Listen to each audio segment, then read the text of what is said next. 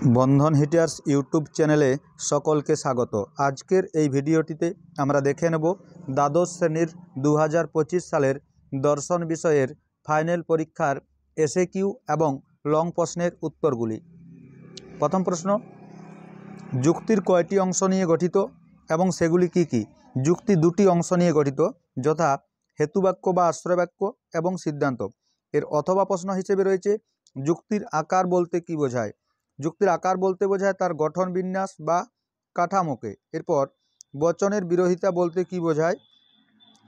এরপর দিয়েছে উভয় বচন একসঙ্গে সত্য নয় কিন্তু একসঙ্গে মিথ্যা হতে পারে, এটি কোন বিরোধিতার সত্যতার নিয়ম? এটি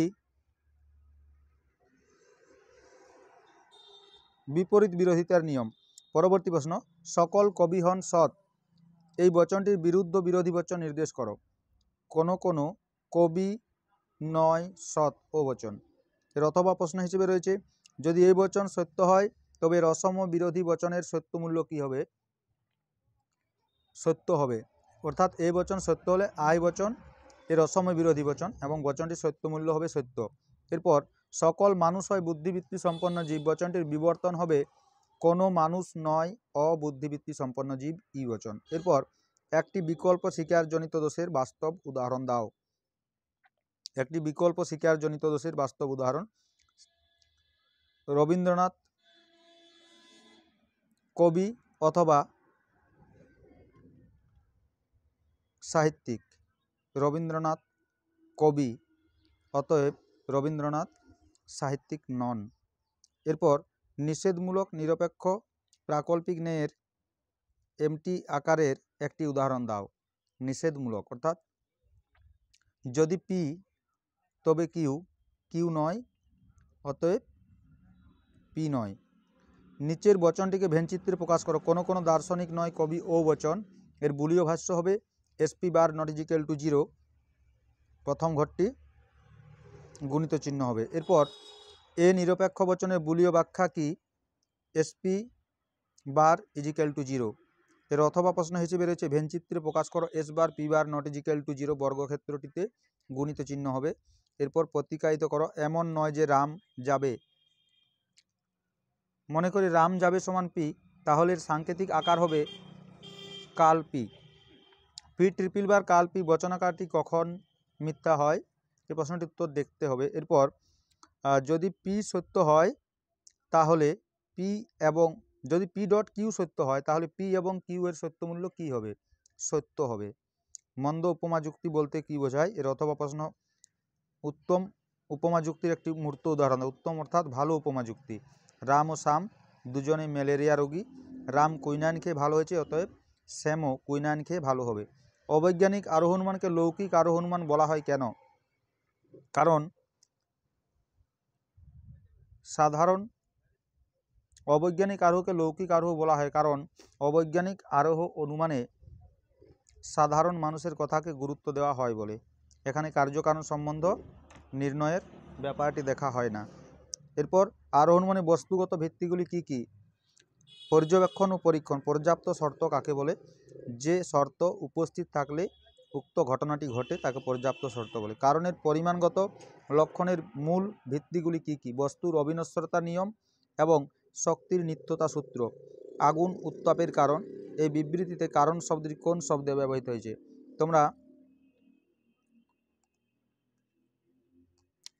পর্যাপ্ত শর্ত। এর অথবা প্রশ্ন হিসেবে দিয়েছে সদর্থক শর্ত বলতে কি বোঝায়?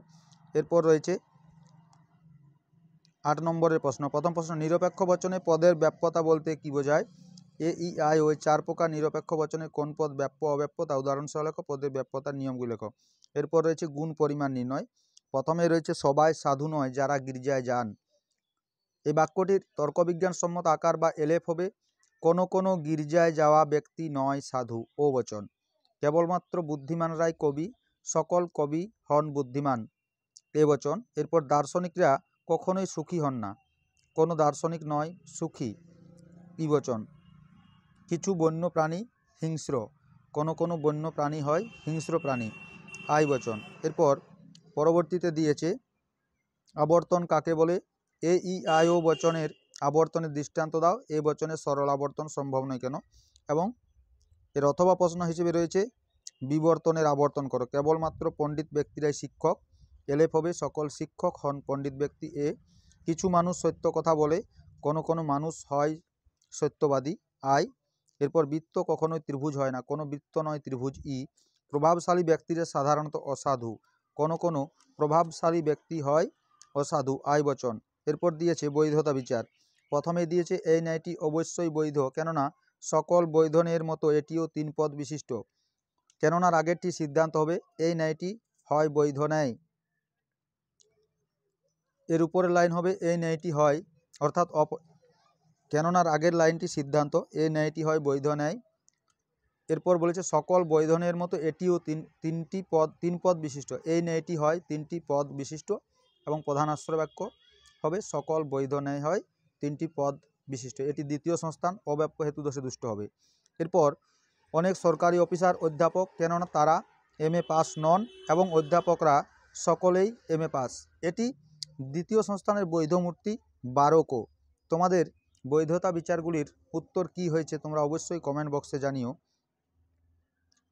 এরপর দিয়েছে আরোহ অনুমান থেকে, আচ্ছা অবরোহ যুক্তি থেকে টিকা লেখা দিয়েছে অব্যাপ্য হেতু দোষ, অবৈধ সাধ্য দোষ।